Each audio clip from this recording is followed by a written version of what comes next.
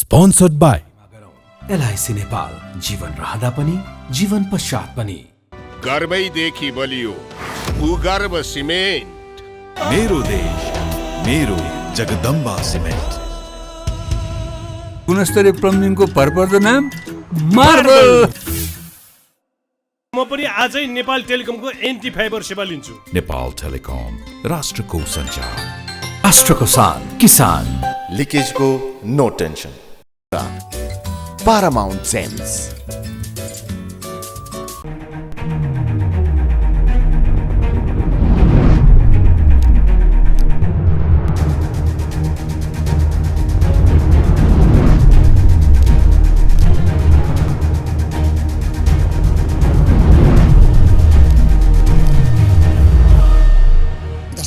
प्रधानमन्त्री शेरबहादुर देउवा बस्नुभएको होटलमा आइपुगेका छौँ र यहाँबाट हामी प्रत्यक्ष प्रसारण गरिरहेका छौँ। आजको जनता जान्न चाहन्छन् कार्यक्रम हामीले लुम्बिनीको बेहतर विकासमा। भोलि भारतीय प्रधानमन्त्री नरेन्द्र मोदी र नेपालका प्रधानमन्त्री शेरबहादुर देउवाले सम्बोधन गरिरहँदाखेरि विश्वको ध्यान लुम्बिनीतिर तानिएको छ र नेपालको पर्यटन क्षेत्रको विकास र विस्तारमा यो सम्मेलन एउटा ऐतिहासिक र महत्त्वपूर्ण हुनेछ। त्यसैले आजको कार्यक्रममा हामी यसबारेमा विशेष बहस गर्दैछौँ। हाम्रो बीचमा लुम्बिनी विकासको लागि, लुम्बिनीको उन्नति र प्रगतिको लागि पर्यटन मन्त्रालय लुम्बिनी विकास कोषले सदभावना राजदूतको रूपमा नियुक्त गरेको व्यक्ति हुनुहुन्छ विक्रम पाडेकाजी। तपाईँलाई म जनता जान्न चाहन्छु, कार्यक्रम स्वागत गर्न चाहन्छु। धन्यवाद। अब लुम्बिनीको विकासमा अब यो सम्मेलनले के सन्देश दिन सक्छ भोलिको सम्बोधनले? अब हेर्नुहोस्, मोदी अब सम्माननीय प्रधानमन्त्रीज्यू नै भनौँ होइन, मित्र राष्ट्रको भोलि मोदी यहाँ आउने र हाम्रो सम्माननीय प्रधानमन्त्रीज्यूबाट स्वागत हुने, यो एउटा अब ऐतिहासिक भन्ने जुन शब्द युज गर्नुभयो त्यो पनि राम्रो हो। तर एउटा इकोनोमिक फ्याक्टरको लागि पनि यसले एउटा ठुलो माइलस्टोनको रूपमा काम गर्छ। किनभने अब विश्वले अब वेट गरेर कुरेर बसेको एउटा नौलो पर्यटन भने अब बुद्धिस्ट पर्यटन हो। संसारमा अहिलेको आँकडा अनुसार 100 करोडभन्दा बेसी बुद्धिस्टहरू रहेछन्। युनाइटेड नेसनको आँकडाले 55 करोड भनेर देखाएको छ। तर जब चाइना खुल्दै गयो, अरू मुस्लिम देशहरू पनि खुल्दै गयो, रसिया पनि खुल्दै गयो, सबै जोड्दाखेरि अहिले 100 करोडभन्दा बेसी बुद्धिस्टहरू छन् भन्ने मोरलेस एउटा किटान भइसकेको छ। र यो 100 करोड भनेकै अब हाम्रो समृद्धि हो। जसरी हिन्दुइजममा 4 धाम जान चाहन्छन् मान्छे, जसरी इस्लाममा मक्का मदिना जान चाहन्छन्, जसरी क्रिस्चियनिटीमा जेरुसलम भन्छ नि यो ऊहरूमा जान चाहन्छन्, जिसस क्राइस्टसँग जोडिएका धरोहरहरूमा बुद्ध भगवानको पनि आज्ञा के रहेछ भने ऋषि धमलाजी, मेरो मृत्यु पश्चात हाम्रा अनुयायीहरूले, भगवान बुद्धले कहिले पनि आफ्नो यो बुद्धिज्मलाई रिलिजन भन्नुभएको छैन है, वे अफ लाइफ भन्नुभएको छ। हाम्रा अनुयायीहरूले मेरो जीवनको 4वटा अति इम्पोर्टेन्ट कालखण्डको क्षेत्रहरू भ्रमण गर्नेछन् र आफ्नै बुद्धता भने कमन सेन्स, बुद्धत्व भने चाहिँ इन्लाइटमेन्ट र आफ्नै एउटा स्पिरिचुअल आध्यात्मिक शुद्धता प्राप्त गर्नेछन् भनेर चाहिँ आज्ञा भए रहेछ। अब कति मिठो कुरा छ हेर्नुहोस् ऋषि धमलाजी, भगवान बुद्धको पहिलो वचन नै के रहेछ भने हाम्रा अनुयायीहरूले मैले जन्मेको भूमि लुम्बिनी भ्रमण गर्नेछन् पहिलो नै, अनि त्यसपछि बोधगया जानेछन्, अनि त्यसपछि सारनाथ जानेछन्, जहाँ मैले बुद्धत्व प्राप्त गरेपछि मैले एउटा धर्मचक्र धर्मदेशना दिएँ। त्यसपछि म चाहिँ पछि जहाँ गएर मृत्युवरण गर्दैछु कुशीनारा, त्यसको भ्रमण गर्नेछन् भन्नु हुँदाखेरि त उहाँ जस्तो एउटा राष्ट्रपति मान्छे कोही पनि पाइँदैन। किनभने पहिलो नै मेरो जन्मभूमि भ्रमण गर्नेछन् भनेर आफ्नो चाहिँ यसरी देशना। पाडेकाजी, मलाई के बताउनुहोस् भन्दाखेरि अहिलेको अवस्थामा तपाईँले जुन तर्क गरिरहनु भएको छ, गौतम बुद्ध जन्मेको जन्मस्थानमा भोलि पहिलोपटक भारतीय प्रधानमन्त्री नरेन्द्र मोदी आउँदै हुनुहुन्छ। उहाँले किन लुम्बिनीमा आएर विश्वलाई शान्तिको सन्देश दिन खोजिरहनु भएको छ? कारण के हुनसक्छ तपाईँ बताउनुहोस् त। अब अहिले हाम्रो यो क्षेत्रमा पनि त्यति राम्रो चाहिँ अब ऊ छैन। अहिले संसारभरि यो युक्रेन वारले पनि समस्या भइरहेछ र भगवान बुद्धलाई चाहिँ एउटा एपोस्टल अफ पिस पनि भनेर संसारले मान्यता दिँदै आएका छन्। भने शान्तिका एउटा दूत मात्रै होइन, महादूत।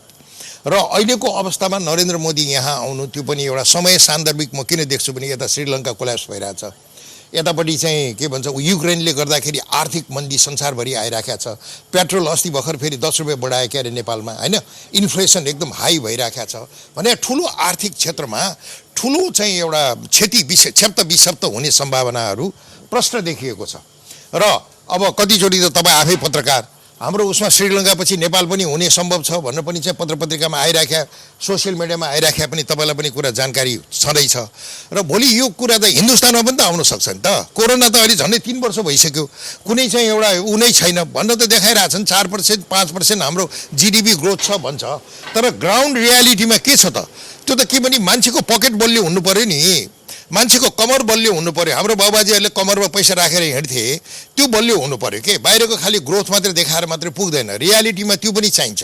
यी सबै कुराहरू सबै चाहिँ हृदयङ्गम गरेर नरेन्द्र मोदीज्यू यहाँ पाल्नु भएको जस्तो मलाई लाग्छ। अरू त दुईटा देशको बिचमा अरू पनि एजेन्डा हुन अरू सक्छ, धेरै एजेन्डा हुन सक्छ, तर पनि भारतीय प्रधानमन्त्रीले गौतम बुद्ध जन्मेकै ठाउँमा आएर बुद्ध जयन्ती मनाइरहँदाखेरि लुम्बिनीबाट विश्वव्यापी रूपमा भोलि एउटा सन्देश प्रवाह हुनेछ। नेपालको विकासमा चाहिँ अब छ नि गौतम बुद्धको जुन शान्तिको जुन छ नि एजेन्डा छ नि विश्वव्यापी रूपमा फैलाउनुपर्छ र विश्वका पर्यटकहरू नेपालमा आउनुपर्छ र गौतम बुद्ध जन्मेकै स्थानमा अब धेरै पर्यटकहरू आउन सक्छ लुम्बिनीमा। यसको पूर्वाधारको कुरा गर्दा हामी कहाँ चुकेका छौँ, यहाँको प्रगति जसरी हुनुपर्थ्यो त्यति हुन सकेको छ कि छैन। अब गौतम बुद्धको जन्मस्थानलाई हामीले छ नि विश्वको पर्यटकहरूको आकर्षक केन्द्र कसरी बनाउने? होइन, आकर्षक त त्यसै पनि छ। जसरी आउनु पर्छ टुरिस्टहरू त आएको छैन। भन्नुहोस्, म भन्छु यसलाई त महागन्तव्य स्थल अब बन्दै जाँदैछ। किनभने यो तपाईँ र मैले गर्नुपर्ने नरेन्द्र मोदीले अथवा नेपालको चाहिँ सरकारले गर्नुपर्ने कामै होइन। भगवान् बुद्धबाट आज्ञा भएको छ कि हाम्रा अनुयायीहरूले मेरो जीवनको 4वटा अति महत्त्वपूर्ण कालखण्डमा भ्रमण गर्नेछन् र मेरो जन्मभूमि लुम्बिनीबाट सुरु गर्नेछन् भनेर आज्ञा भएपछि अब त कुनै पनि चाहिँ बौद्ध धर्मको अनुयायीहरू लुम्बिनी नआइकन अरू ठाउँ जान्छन् पहिला, त्यसपछि उनीहरू बोधगया जान्छन्, त्यसपछि सारनाथ जान्छन्, त्यसपछि कुशीनगर जान्छन्। भनेपछि नेपाल र भारतको अब बुद्धिस्ट पर्यटनबाट आउने आर्थिक समृद्धि बाँडिन जान्छ। त्यो भारतको लागि पनि त्यतिकै रोचकपूर्ण छ, नेपालको लागि पनि त्यतिकै रोचकपूर्ण छ। र 100 करोडभन्दा बढी बुद्धिस्ट मार्गीहरू जब यहाँ आउन थाल्छन्, तर आएको छैन नि 100 करोडभन्दा बढी। अब सुन्नुहोस्, म तपाईँको कुरामा म तपाईँलाई चित्त बुद्धि गरेर भनिदिन्छु। पहिला किन आएन हेर्नुहोस्, पहिला किन आएन, अब आउने आधा के त? अब हो यसरी जाउँ न। पहिला के थियो भने भारतले जुन किसिमले चाहिँ बुद्धिस्ट सर्किट भन्ने एउटा कन्सेप्ट ल्याएर प्रमोसन गर्यो, भारत नेपालभन्दा धेरै ठुलो देश, उनीहरूको धेरै हवाईजहाजहरू छन्, धेरै एयरलाइनहरू छन्, रेलवे सिस्टमहरू छन्, तपाईँको ट्रान्सपोर्टेसन सिस्टमहरू छन्, होटलहरू पनि प्रशस्त विकास भइसकेका छन्। त्यसको अनुपातमा नेपालमा त्यसैको समानुपातिकमा विकास हुन सकेन, नम्बर 1।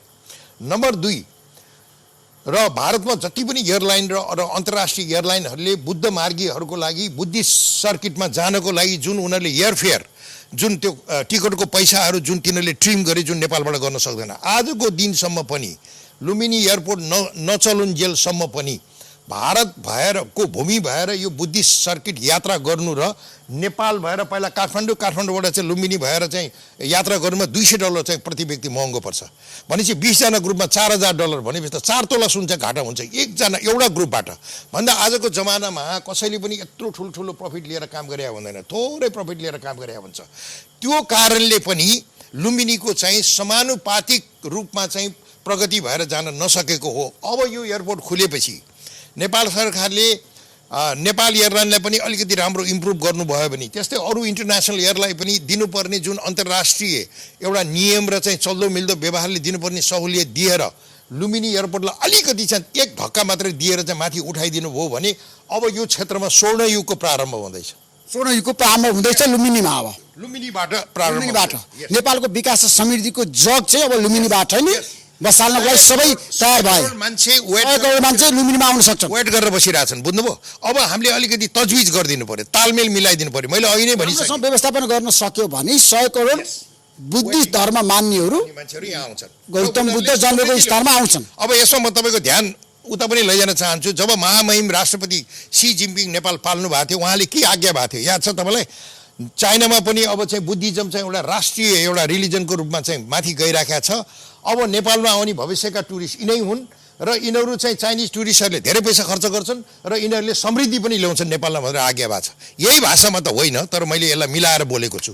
भने मतलब अब यो क्षेत्रको चाहिँ स्वर्णयुगको प्रारम्भ भयो भनेर तपाईँले बुझ्नुहोस्। अब यहीँभित्र चाहिँ शान्ति हुनु पर्यो र एउटा स्थायी सरकार हुनु पर्यो र यहाँको वातावरणहरू मेन्टेन हुनु पर्यो, होइन? धेरै सिमेन्टी यहाँको समस्या केही देख्नुहुन्छ तपाईँले? तपाईँ त सद्भावना राजदूत हो नि त, ठ्याक्कै समस्या के छ अहिलेको समस्या भने अब यो एयरपोर्ट चाहिँ सुचारू हुनु पर्यो, इन्टरनेसनल एयरलाइनहरू यहाँ आउनु पर्यो, किनभने सबै आउन चाहन्छन्। तर हामी जनता, हामी सर्वसाधारण जनताले चाहिँ एयरपोर्टमा चाहिँ के अरे प्लेन आएर मात्रै भनेर पुग्दैन के भने नेपाल सरकारले पनि त्यो दिनुपर्ने अन्तर्राष्ट्रिय एउटा चाहिँ मापदण्डको चाहिँ सरसुविधा दिनु पर्यो र नेपालले पनि भारतसँग कुरा गरेर त्यो लामो रुट छोटो रुटहरू मिलाइदिनु पर्यो। किनभने मैले भारतमा गएर जहिले पनि भाषण गर्दा के गर्छु भने नेपालमा लुम्बिनी प्रमोसन गर्दाखेरि यदि हामीले 1 रुपियाँ खर्च गर्छौँ भने हामीले भगवान बुद्धको आज्ञा अनुसार बोधगया, सारनाथ र कुशीनगरलाई पनि हामीले चाहिँ प्रमोसन गरिराखेका हुन्छौँ। त्यसकारण हामीले यो छुट्याएर गर्न सक्दैनौँ, किनभने भगवान बुद्धको आज्ञा नै त्यही छ, 4वटा ठाउँ। त्यसकारण भारत नेपालमा जति खर्च भइरहेछ त्यसको चाहिँ समान भारतबाट छ नि लाखौँ किन पर्यटकहरू नेपाल आएनन्, के कारणले जाँदै होइन भारतमा पनि सुन्नुहोस् न, बौद्धगयामा गएर तपाईँले डाटा हेर्नु भने 12 लाख छ, बुझ्नुभयो? यहाँ कति 1,37,000 कति छ, तपाईँले पासपोर्ट हेर्नुभयो, पासपोर्टको लिस्ट। अब त्यसलाई इम्प्रुभ गर्दै लैजानुपर्छ। पहिला जे जति भए सबै यहाँका चाहिँ जागरुक जनता, यहाँका चाहिँ स्टेक होल्डर भन्छ नि, लगानीकर्ताहरूले आफ्नो प्रयासमा गरे। अब कुनै पनि क्षेत्रको पर्यटन विकास गर्न त्यहाँ राज्य र जनता र स्टेक होल्डर भने चाहिँ त्यो लगानीकर्ताहरू मिलेर काम गर्नुपर्छ। जस्तो थाइल्यान्डको पर्यटन विकास हुनुमा थाई इन्टरनेसनल एयरलाइनको पनि ठुलो रोल छ, त्यहाँको सरकारको रोल छ। सिङ्गापुरको पर्यटन विकास हुनुमा सिङ्गापुरको सरकारको पनि त्यहाँ रोल छ र त्यहाँको चाहिँ सिङ्गापुर एयरलाइनको पनि रोल छ। यी सबै तजबिज मिलाउनुपर्छ ऋषि धमेलाजी।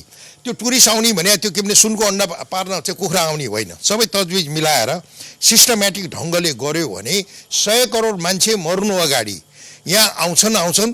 त्यसै बिचमा मलाई जब सद्भावना राजदूत बनाएर जब पठाए, जब मैले चाहिँ अन्तर्राष्ट्रिय मार्केटमा लुम्बिनीको चाहिँ अलिकति भाउ चाहिँ 2nd 3rd जस्तो देखेँ, अनि मैले एउटा नयाँ कन्सेप्ट ल्याएँ, मायादेवी सुत्केरी मार्ग भनेर।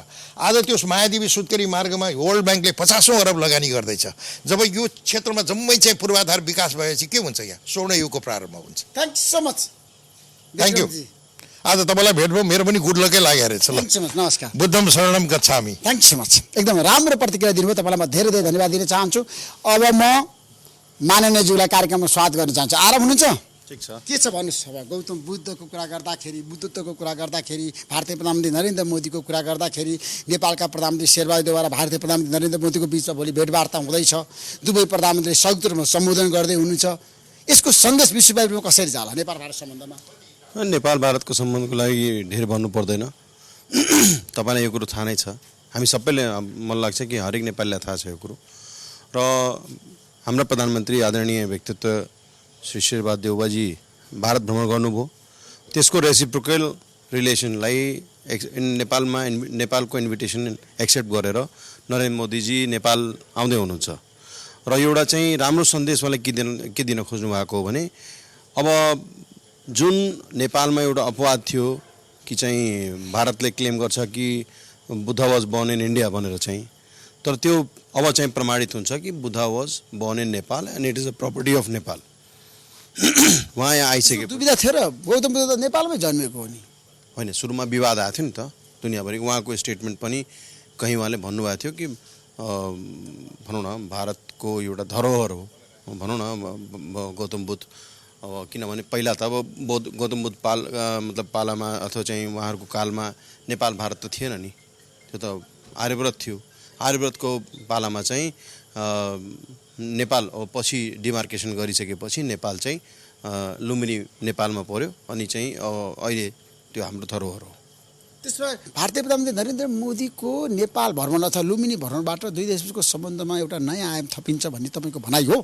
हो, अब यो अब हेर्नुहोस्, भारतीय प्रधानमन्त्री मुक्तिनाथ जाँदाखेरि मुक्तिनाथ कति प्रमोट भयो इन्डियामा है। इन्डियन कति पर्यटकहरू अब चाहिँ उहाँहरूको डेस्टिनेसन चाहिँ मुक्तिनाथ बनेको छ।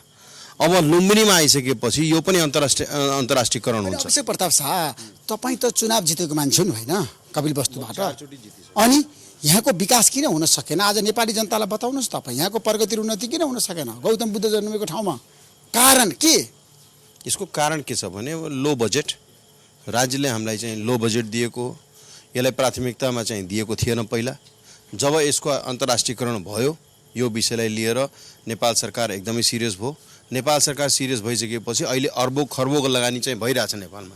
तर द्याट विल टेक टाइम। त्यो चाहिँ टाइम टेकिङ प्रोसेस हो। एक्कासी Rome was not build in a single day है। त्यसै चाहिँ लुम्बिनी पनि अहिले चाहिँ तपाईँ अरू डेस्टिनेसनहरू भारतका डेस्टिनेसनहरू हेर्नुहुन्छ भने बुद्धिस्ट डेस्टिनेसनहरू हेर्नुहुन्छ भने त्यसभन्दा राम्रो लुम्बिनीको डेभलपमेन्ट भएको छ र मलाई लाग्छ कि आउने पब्लिकले काठमाडौँको जनताले राम्रो मेसेज दिन खोजेको छ कि एउटा मधेसीले पनि काठमाडौँको नेतृत्व गर्न सक्छ है। यो एउटा चाहिँ राम्रो सन्देश हो र यो एउटा चाहिँ जुन गान्धी अथवा चाहिँ बिपीले भनेको कुरोलाई उहाँले प्रमाणित गर्दै हुनुहुन्छ। त्यसो भोलि जसरी भारतीय प्रधानमन्त्री नरेन्द्र मोदी नेपालको प्रधानमन्त्री शेरबहादुर देउवाले सम्बोधन गर्दै हुनुहुन्छ, दुई पक्ष बीचमा भेटवार्ता पनि हुँदैछ, समकक्षीको बीचमा यो भेटवार्ताले सम्बन्धमा देखिएको जुन किसिमको चिसोपन थियो नि सीमा विवाद समाधानका लागि पनि केही महत्त्वपूर्ण चाहिँ प्रगति हुनसक्छ। हेर्नुहोस्, यो हाम्रो सम्बन्ध के छ भने हाम्रो नेपाल भारतको सम्बन्ध यो हुन सक्दैन। थ्याङ्क यू सो मच अभिषेक प्रताप शाहजी, हस्। समय दिनुभयो। Thank you so much. धन्यवाद। हस्, thank you. Thank you so much. हामी प्रत्यक्ष प्रसारणमा छौँ र हामीले लुम्बिनीमा भोलि नेपालका प्रधानमन्त्री शेरबहादुर देउवा र भारतीय प्रधानमन्त्री नरेन्द्र मोदीले जसरी सम्बोधन गर्दै हुन्छ यो सम्बोधनको बारेमा र नेपाल भारत सम्बन्धको बारेमा र बुद्ध जन्मेको ठाउँमा दुवै प्रधानमन्त्रीले सम्बोधन गर्ने र शान्तिको सन्देशको बारेमा हामीले चर्चा गऱ्यौँ। म केही समय विश्राम लिन चाहन्छु। विश्रामपछि लगातार आइरहनेछु, कहीँ नजानु होला। प्राइम टाइम टेलिभिजन जनता जान्न चाहन्छ नि कार्यक्रम हेरिरहनु।